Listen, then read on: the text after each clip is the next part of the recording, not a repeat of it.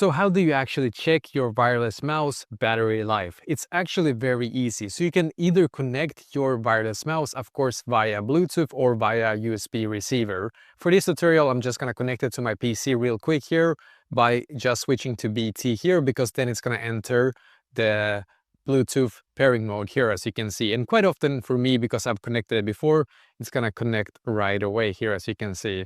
So I'm just going to click on settings here, and then click on Bluetooth and devices, and then click on add device here, and then click on Bluetooth. And then I'm just gonna find the mouse here. Sometimes I have to click on show all devices, and I believe it should quite often appear here. If it doesn't, then I will have to just click here, actually connect. I believe, yeah, I can click there, or it's instantly connected after I click there. So you can see it's now connected to my PC, and you can probably see the battery percentage right here.